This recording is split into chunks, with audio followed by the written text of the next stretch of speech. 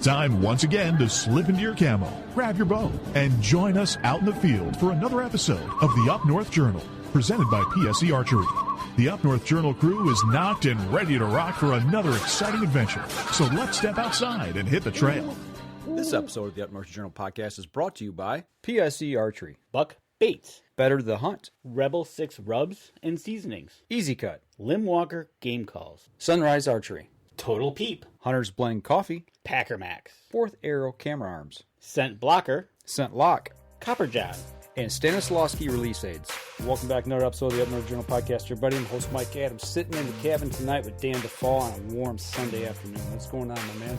You know what? It was warm, but after that thunderstorm went through, it's kind of cooled down. It is actually kind of nice out. It is, yeah, it is, absolutely. So before we get started, though, we want to take care of some quick business. We want to help the people who help us. And one of those people is Hunter's Blend Coffee. We drink it here on the Up North Journal, and if we've got it here with us tonight, and if you use the UNJ promo code right here below my finger, you can save 10% on your order. Go over to huntersblendcoffee.com. But that's not all. That is not all. Go over to Buck Baits. Danny, tell them what they can do there. That's right. If you go over to Buck Baits, go to buckbaits.com, and you can get 20% off your order when you use the promo code Up North Journal when you check out. With hunting season coming up, new things are coming on. Go over there, check out the lineup, and help us out. And perfect day to barbecue. Absolutely. And nothing better than going to rebel6rubs.com, checking out the rubs over there. We've had them, we use them. Use the promo code North Journal. You'll get 20% off your order when you check out over there. Absolutely. So, all right, well, let's just get to it. Give a quick shout-out. Kelly DeFall's watching. Eric Dabbs is with us. Kim Morrow's watching. Hey, Kim. Tammy Delka's watching. What is going on, Kim and Tammy? Billy Hoffman is in the house tonight. We got a lot of people, so let's just get with this show tonight. As Danny told you in the teaser earlier, we have got none other than Brandon Palanuik from Yamaha Pro Fisherman is on the water tonight. Brandon, what's going on, my man? Hey, how's it going? Pretty good. This is the first show we've ever had somebody live on the water that's on with us, so that's pretty cool. Good to see you out there. So glad I could be the first. It's we got pretty lucky. The storm's kind of cleared out.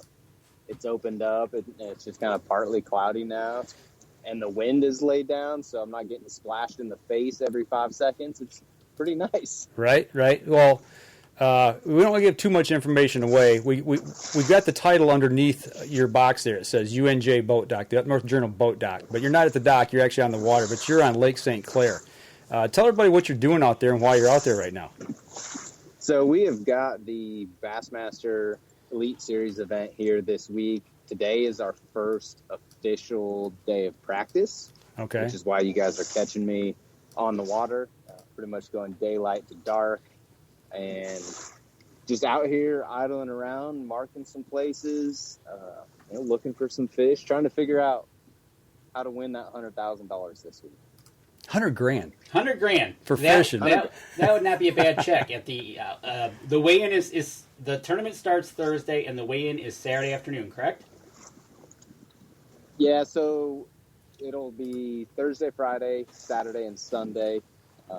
Guys will start checking in about 3 o'clock will be the first flight, and there'll be 4 flights of guys coming in, and they are going to have the weigh-in stage facing out toward the water up there in Metro Park. So if people want to come by boat, they can. Unfortunately, we've got to follow all the COVID-19 social distancing and everything, and we're actually on a professional sports exemption, so we've got to have the weigh-in area closed off.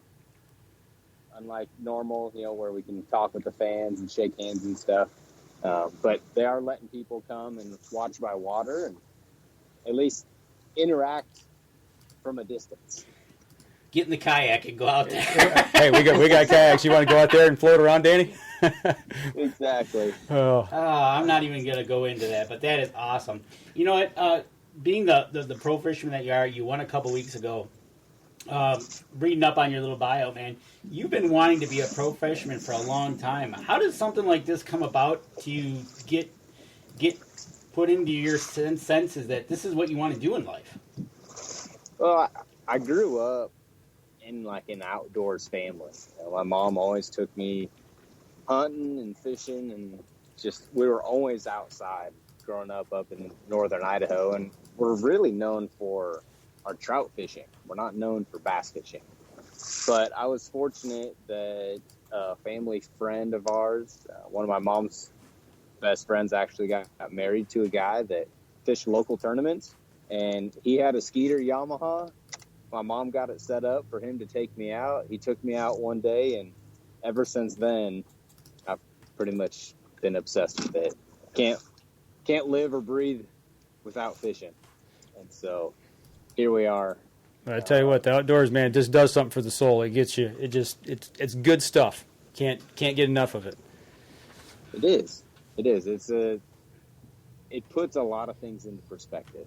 And amen to that. We're fortunate we get to do that. Whether it's hunting or fishing, just being outside. Yeah, I mean, it is. Just look at like how beautiful it is out here, right? Like St. Clair. I mean, this is what I get to do for a living, and this morning when the waves and everything are splashing you in the face, it doesn't look so pretty, but then you get this, and it's worth every second of it. Absolutely. And that's awesome. One of our viewers is telling you should be in the North Channel.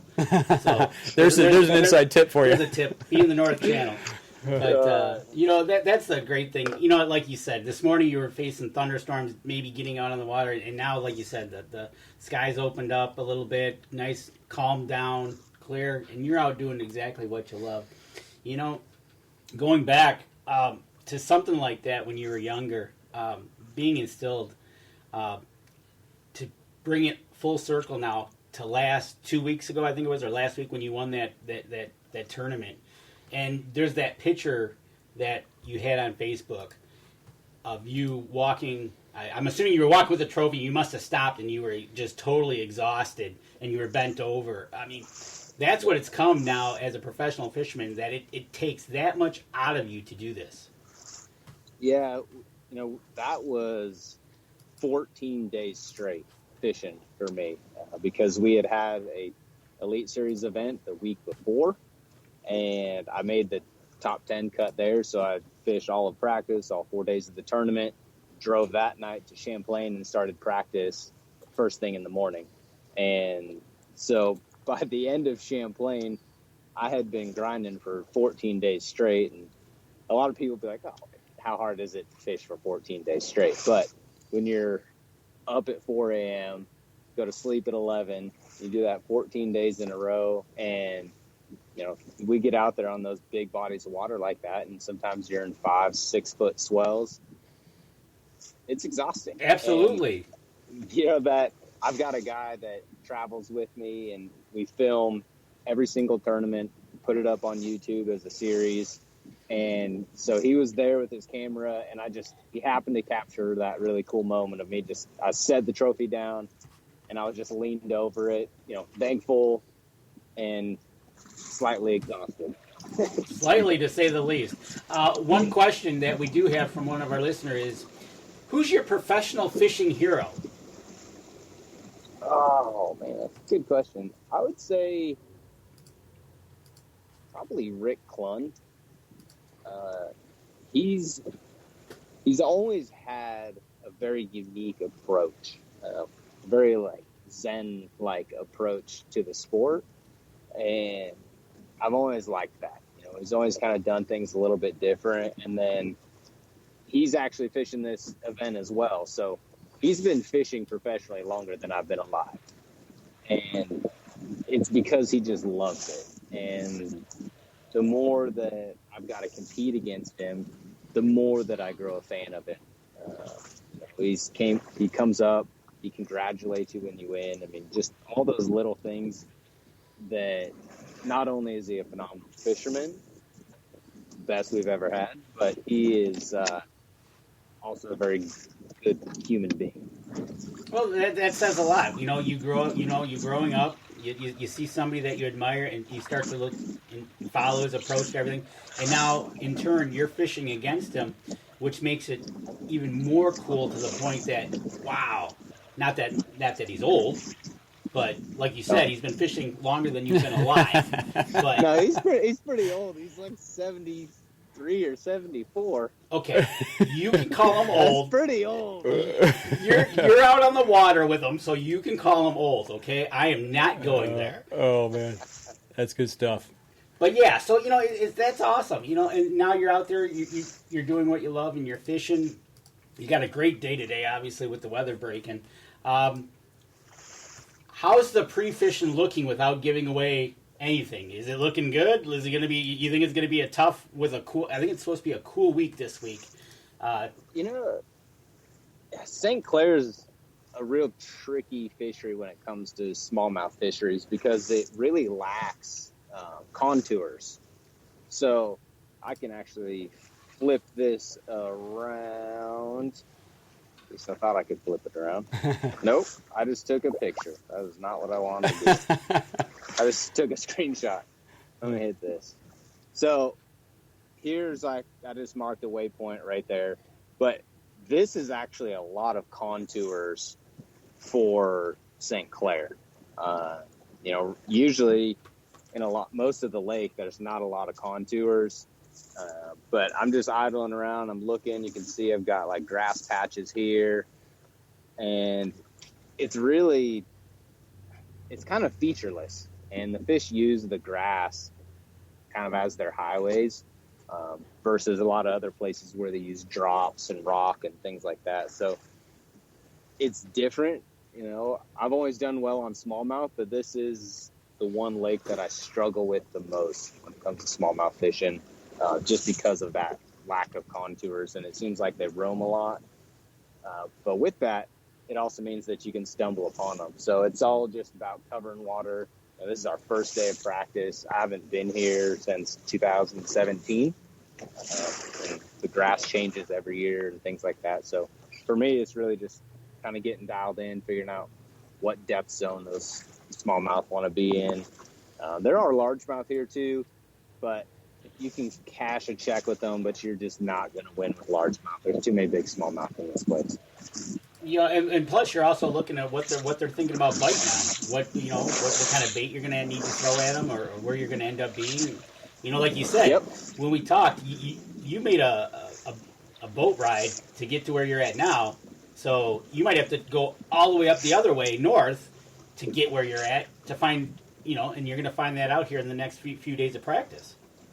Yeah, we've got a lot of water to fish. I'm probably about 15 miles from where I launched this morning, but you can really run.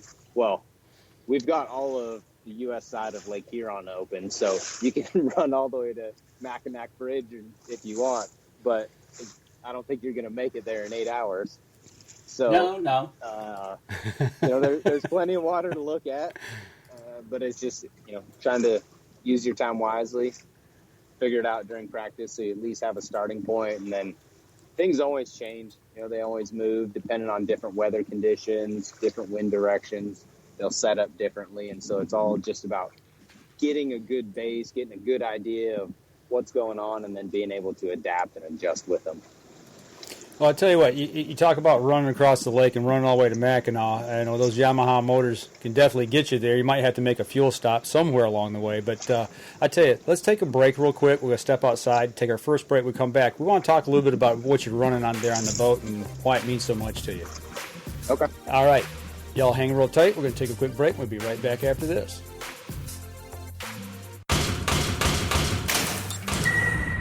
PSE Archery has reinvented the way you buy bows. From now on, you can make the most educated decision possible by basing your bow choice specifically on your shooting needs and goals. All you need to do is ask yourself, what kind of shooter am I? What do I want to achieve? PSE will help find the right category for you. So, what kind of shooter are you? Find out at psearchery.com.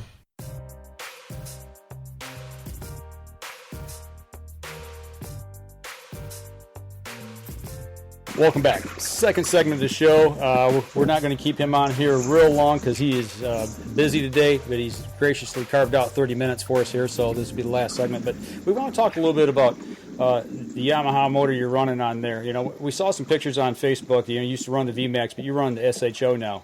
Is that correct? Yeah. Yep. Why did you make that switch over? And what's the difference between those two, and what's it done for you? So one thing that Yamaha's always had is reliability, whether it was in their two-stroke motors or their four-stroke motors. But then, several years ago, they just went all to four-stroke. As far as like EPA and emissions and all of that, they had the technology to make this four-stroke perform or outperform a two-stroke. And for a long time, you couldn't do that. And once they got that technology, then it was a no-brainer because you're not having to pack around a bunch of oil and add oil and mix it and all of that. And so for me, it was an easy decision. And I've been running not this exact same motor, but the Yamaha 250 SHO since 2010. And I've had zero problems, knock on wood, zero issues in 10 years. And we put them to the test. And, no pun intended, but that thing always has my back behind me. Right. And that's what you have to have out here because there are times that we make long runs. Several years ago, I was making a 125-mile one-way trip. So I was running 250 miles a day across Lake Ontario and the St. Lawrence River.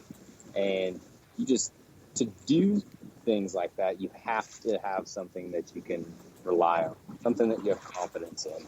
And that's why I run that motor, is just because it's a peace of mind. I know when I get out here, I don't even second guess making a run somewhere. I go. I think that's where the fish are, and that's where I'm going to go. Yeah, reliability is huge in this game, and that's probably something that maybe people who don't follow the circuit closely really understand how much traveling you guys do. And along with that, too, it has to be fuel mileage as well. I mean, there's not a gas station in the middle of the lake. Am I right? No, they're not. They're not easy to come by. So fuel efficiency is huge, as well as top end speed, because typically we've only got 8 hours in a day to fish, and so you want to be efficient with your time, but also kind of that low end hole shot and mid range punch. That's really important, especially when we get on big bodies of water like Lake Clair and Erie and Huron, because you get in those big waves, you need to be able to control the boat, you need to be able to handle it well, and that's where that really comes into play, right? Is the reliability, but then also being able to have the power to get up over those big swells, be able to control, and you need to be able to do it quickly.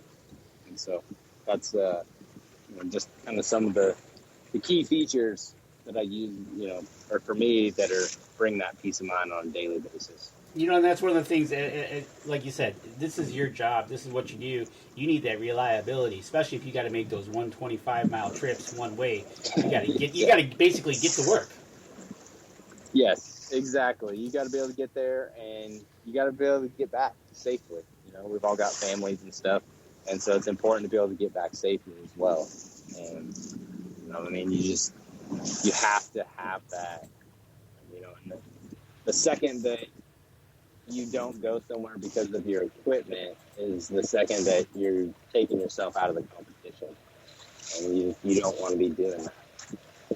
No, you don't want to be taking yourself out of the competition because of something you're not reliable on. No, and time is potentially money in the bank. It's time on the water. So. 100%. Yeah, because you never know which cast is going to be that winning fish. Sometimes just one cast can clue you in, or it can be one big one that puts you over the top and can be the difference maker between first and second place a lot of times. Talking about the fuel efficiency, we've got somebody here, Tammy says that they always carry a spare tank on their boat for fuel. Is that even allowed in your in the tournament? You probably not. I mean, there's got to be some pretty tight regulations on what you guys can run and can't run. Am I right? Yeah, we're not allowed to carry spare fuel. We can buy it on the water from a marina during our events, but we're not allowed to carry spare fuel. This boat will hold about 48 gallons of fuel, a little bit over 48 gallons of fuel. So I can go a long ways on that. But there are times that we're making super long runs and you do need to fuel up. You just can't do it by stashing gas cans somewhere. Right. Yeah. One of the questions we do have, they're asking, what is your opinion of what the perfect water temperature would be for catching big fish consistently? So when we're talking bass specifically, even though they're a warm water species, the largest fish still prefer cooler water temperatures. And so generally in the springtime or late in the fall is when you're going to catch the biggest ones consistently. And in the springtime, a lot of the bigger fish, they're moving up, they're getting ready to spawn. And so I really like kind of that 55 to 65 degree water temperature. That seems like when those biggest fish are the most active and accessible. And but you can catch a big one any day of the week. They don't always follow the rule book. Right. No. Last time I checked, the fish can't read. Right. What's the water temperature you're looking at right now? So it's at actually almost 77 degrees, wow, which is pretty warm for out here. And that water heats up pretty quick there. That's a pretty shallow body of water too, isn't it? Yeah, compared to a lot of the rest of the Great Lakes, this one heats up really quick because I think the average depth is only like maybe 20 foot. It's not deep until you get to the channels. That's when they get deep. Yeah, the channel's deep, and then outside of that, it's just one great big giant flat. Right, exactly. So, but that's awesome. You're with the Yamaha Pro Team, and you're carrying that Yamaha. It's got your back, literally. Yeah, right. And you choose to run with it and make sure you get it in reliability. We've talked with the other three gentlemen this year about it, and they all have the same message: reliability and fuel efficiency, power. It's almost like on demand, right? So yeah. If you were going to talk to, if somebody were to ask you, and I'm talking just like the average guy who's got a boat and he wants to put a motor on the back for a fishing boat, doesn't matter what size, and he's not going to be out on big water, but some of the inland lakes, and he says, why should I buy a Yamaha? What would you tell him? Because you're going to get what you pay for. You're going to get your money's worth out of it, and it's going to last you a long time. Right? So if someone's going to go out there and spend their hard-earned money that they've worked for, you want to buy the best thing out there, the thing that's going to get you out there, the thing that's going to get you back. And a guy that's just fishing on the weekends, the last thing that he wants to do is be messing with a motor that's broke down all the time. Doesn't want to be towed in. Yeah, you don't want to go out to the lake and try to start it and not start. So, that's why I push people to run a Yamaha. It doesn't matter if it's a little 9.9 kicker tiller motor or if it's like one of their big 425 XTO offshore motors. Whatever it is, Yamaha takes the time to test them and build them right to last you. Exactly. As long as you take care, as long as you do the maintenance on them, it's just going to keep running and running and running and running. That's why one of their biggest messages is maintenance matters. Right. Because, it's no different than changing the oil in your car and everything. And that's how you get to thousands and thousands of hours on these outboards is by taking care of them and doing the maintenance that you need to do on them. Well, I got to imagine, too, looking at a motor versus the boat, you spend the money on the boat. They're a lot of money. No matter what kind of boat you buy, that's a lot of money. If you're going to spend that money on a boat, you got to have something that's going to be reliable to run it. And I equate it, to like when you buy a good deer rifle. if you're going to buy a good rifle, you're going to want to put good optics on it. If you can't see to shoot, there's no sense in buying the rifle. So, Yep. So if you're going to spend the money on the boat, put a good motor on it. I mean, 100%. So, another question, we asked you what you'd say about a motor. What would you say is the most important safety tip you could share with a fisherman around boat safety? What would be the number one boat safety tip you'd give? Wear your life jacket. Right. Always wear your life jacket and attach your kill switch. Okay, it doesn't do you any good. I mean, wearing your life jacket, do that, but attaching your kill switch is something that a lot of people forget too, because if you get thrown overboard, you want that kill switch to pop and you want it to kill the motor. Absolutely. And so it's super important to wear your life jacket and make sure that kill switch is attached, and that's going to help save your life in case something goes wrong. And you just never know. You never know when something's going to happen. You know, you could hit a submerged log that's floating that you don't see, that's just barely under the water or something like that. And so that's the biggest thing you can do. And then just be aware on the water.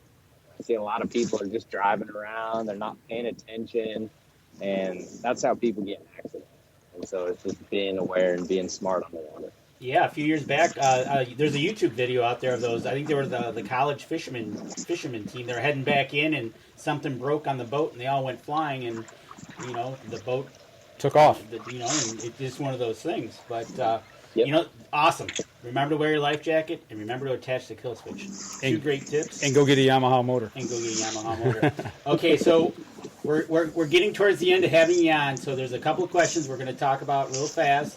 There has nothing to do, well, it might maybe with fishing, but we got to know, because we ask all our interviewees these questions. But you're on the water, or you're heading to the water, you're trailering that boat, or are you listening to what kind of music are you listening to? Are you listening to a podcast? Are you listening to music? What's getting you all pumped up?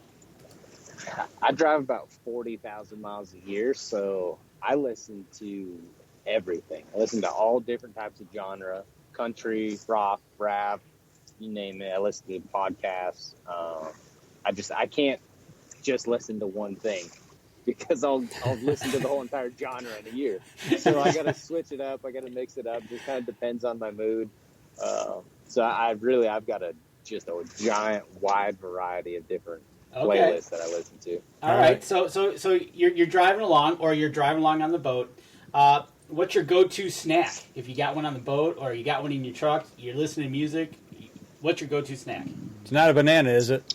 No bananas in the boat? No, but I eat bananas on the boat. I love bananas. Okay, all right. Help keep you from cramping up. I'm not superstitious.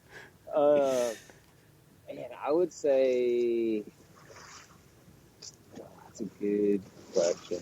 I really like Epic bars, like the Epic Bison bars. Gotcha. All right. Those are really good. There you go. Okay, and you invited Dan and Mike over to have a dinner. What would be the dinner that you're going to make us, whether it be a fish dinner, a venison dinner, or what's your go-to meal that you would make for us? It'd probably be elk steaks. Oh, yeah. We're in. That's right. When's dinner? Yeah. How do you make it?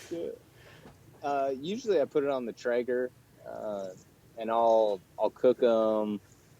I'll just smoke them on like 180 or 225, depending on how much time I have. Nice. And get them to about 125 degrees, and then I'll take them off, and I'll get a cast iron skillet, super hot, like it's hot, and then put a little bit of butter in there, sear those babies up, just about 30 seconds on each side, hit it to about 132 degrees, pull them off, let them rest, and it'll be about 135, nice medium rare, ready to go. Man, that sounds good. I'll be there. I hate this question. Every week we do this because I'm always hungry afterwards. Right, exactly. we got to cancel that question from now on. All right, the last question is, we're all, okay, so we're sitting around, we had the dinner, we're sitting around now. There's a story you're going to tell us. What story comes to mind that from your childhood, as you're getting older? What's the go-to story that you're going to tell Mike and Dan?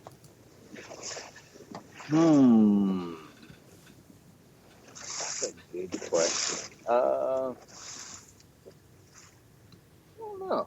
I think it would just depend on like what our conversation was. I'm not gonna just like throw some random story out there that didn't have to do with our conversation, but well, now you're thinking too much. Most likely, it would be something to do with hunting or fishing. Because you are a hunter as well. Oh yeah, love big game hunting. Backcountry, multi-day trips in the backcountry. That's my favorite type of hunting. Okay. Well, I tell you what, we've had you for 30 minutes. We're going to let you get back to doing your pre-fishing. But I tell you what, since you're a big game hunter, we'll try to get you on towards the end of the year to see if you did get out into any hunting and to find out how you did the rest of the tournament trail. Because everything's, like you said, backed up because of COVID here. So you've got a long ways to go. But we definitely want to thank you for coming on for the half hour. Well, before we let you go, where can people find the videos? You said you got a cameraman with you. Where can they find the videos? Besides watching you on the tournament trail, I know the Bassmaster Elite Series is on cable networks as well. Yeah, so we've got a full YouTube channel. Actually, probably launching the one from the tournament that I won on Lake Champlain a couple weeks ago. That one should launch tomorrow. Okay. So if people want to come join, watch that. Watch a great comeback. It'll be on BMP Fishing is my YouTube channel. You can also follow all the social platforms. The easiest way to do it is just go to my website, bmpfishing.com, and then you can find the links to all the social platforms and YouTube and T-shirts and hats and all that fun stuff. Okay, and follow you on Facebook as well, right? Oh, yeah, I've got Facebook, Instagram, TikTok, YouTube, Twitter. They're all just at Brandon Palanuik. All right. All my social handles. Well, I tell you what, man, we really appreciate you taking a half hour out. Get out there, slay them things this weekend, and good luck to you, man. Put some money in the bank, man, and put some fish in the creel there for us. Yeah, thank you. I appreciate it. All right. Thank you. Thanks again, man. See you guys. All right, take care. Take it easy. Well, guys and gals, we're going to step outside. We're going to take another break, and we'll be right back after this. PSE Archery has always dominated the speed category. Now, the most revolutionary cam system ever to hit the market has perfected the shooting experience. Introducing PSE's Evolve Cam System, featuring extremely high let-off capabilities and the smoothest draw cycle in history. No other cam system has ever delivered this level of total comfort and total control. Experience PSE. Experience performance. Welcome back. Maybe the last segment of the show. If not, it'll be next to last. So we'll see how long we go here. But Danny said he was on a hunting adventure. The only thing the only thing that's legal to hunt right now is nuisance predators, which are like raccoons and this coyotes. is much better. Okay. Well, I got to know. What did you go hunt? So it all started out when I had Callie. They came over during the week, and she said that she went underneath the tree and almost hit a wasp nest right in the face. Oh, okay. I'm like, what? And she says, it's huge. So it's probably about the size of a volleyball. Okay. And it was on the lowest branch. And to tell you the truth, I don't know how I missed it cutting the grass. Right. I wondering you get lit up. I literally walked out there and I had to have Gabby. I go, where's it at? I still can't see it. And she literally, it was from me to the monitor away. Wow. Before she pointed it out. And then I started seeing everything. So it was like, well, that ain't going to happen because I can't cut the grass now because the vibrations of the motor and everything. And these were paper wasps and those aren't the greatest. Oh, no, they'll light you up. So Dan says, you know what? Dan's going hunting. Did you get stung? No, because Were you successful in your hunt? Absolutely, it was great. I have video of it. And why aren't we playing it right now? Because I didn't know we were gonna, or else I would have uploaded it to you. But next week, folks. Next week we're gonna have this on. I've got to see this. And it was awesome. First thing you got to do with wasp. Oh, squirrel season is in Mark Coleman. You're in Indiana. Squirrel season is in Indiana. I think Mark Coleman's in. Where you at? What state are you in, Mark? I think he's in Indiana. Said.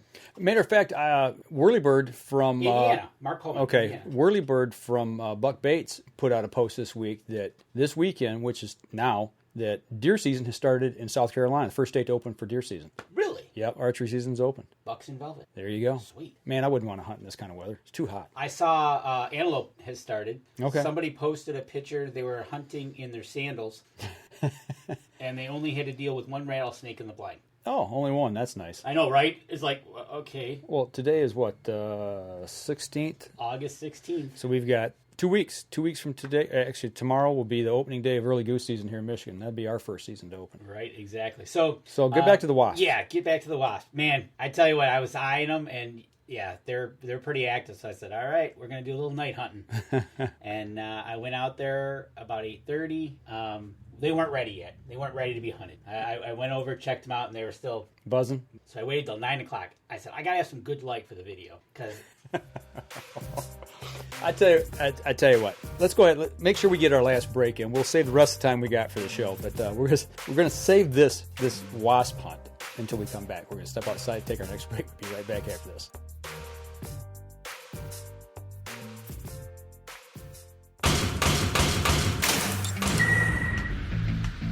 Acceleration is part of PSE's DNA. PSE pioneered the speed movement. Now they've developed the vapor category to help you find the most powerful bows on the market to fit you. High speed equates to intense power and building the momentum you need to be successful. Are you a vapor shooter? Find out at psearchery.com.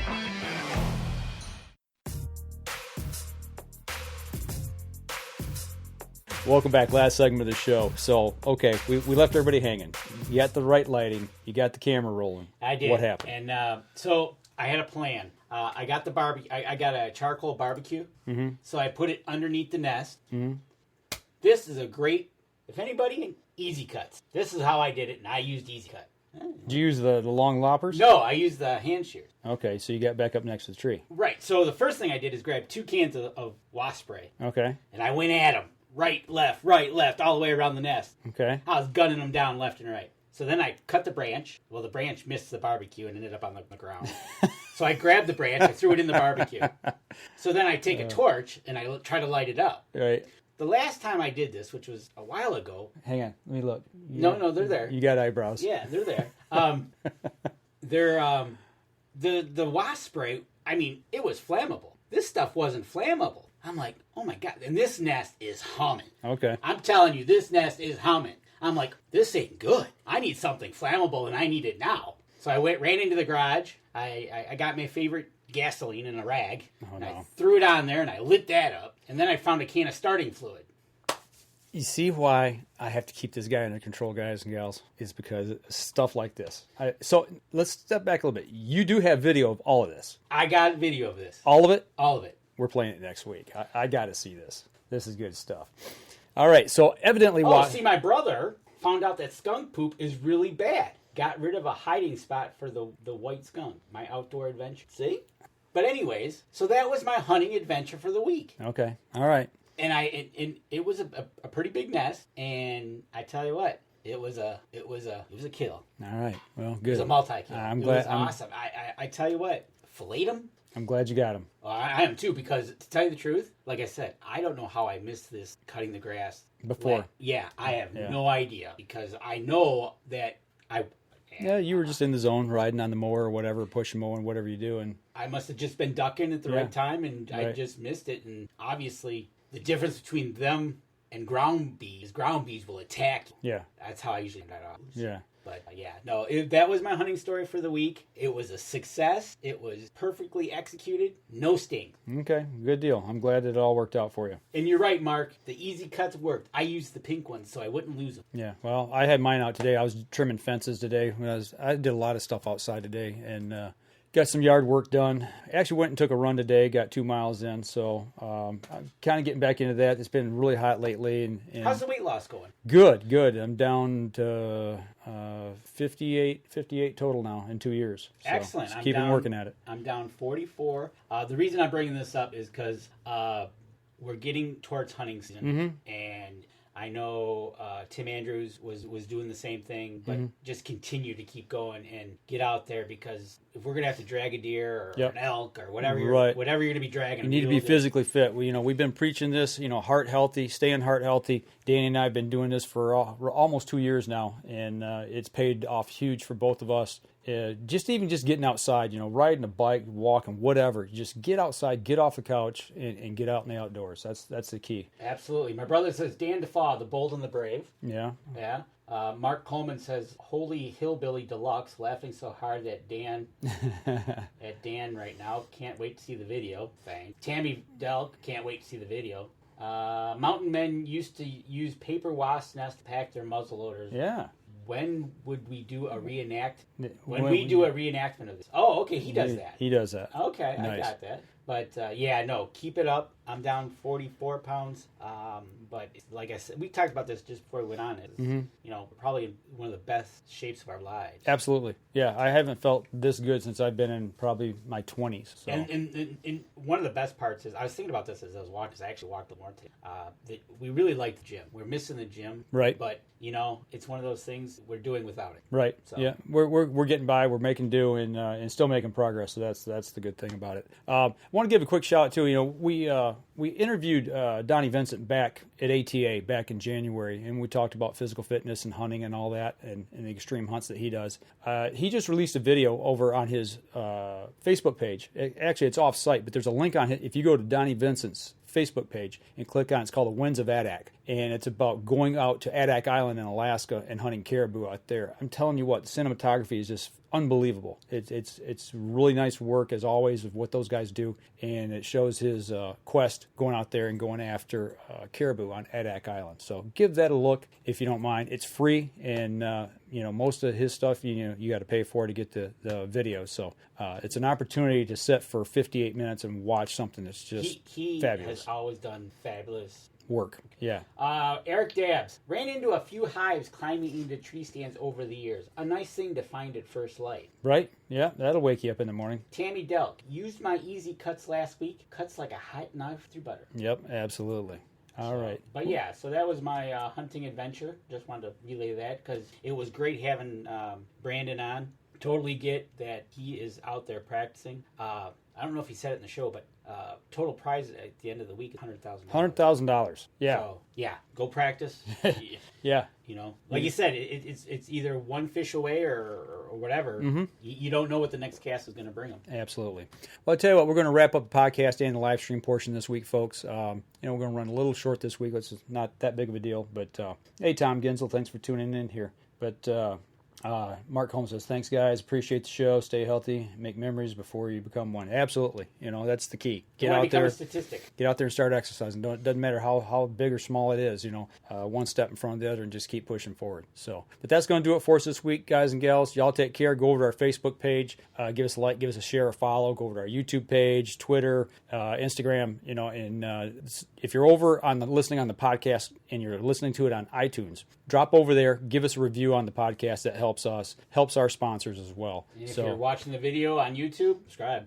Absolutely. And we're going to be shooting the Land O'Lakes 3D archery shoot in conjunction with Sunrise Sports September 12th weekend? The 12th, because whatever the weekend was that was supposed to be Woods and Water has been canceled now. It's been 12 and 13. We'll be over there for Woods and Water. No, we won't. Which has been canceled, so we're going to go to Land O'Lakes and shoot over there. Right. All right. Y'all take care. We'll see y'all again next week. This episode was brought to you by PSE Archery, Buck Bait, Better the Hunt, Rebel 6 Rubs and Seasonings, Easy Cut, Lim Walker Game Call, Sunrise Archery, Total Peep, Hunter's Blend Coffee, Packer Max, Fourth Arrow Camera Arms, Scent Blocker, Scent Lock, Copper John, and Stanislawski Release Aids. Thanks for listening, and join us again here next week. Until then, remember, as we always like to say, if you're out on the water or in the woods, shoot straight and be safe. Until next week on the Up North Journal.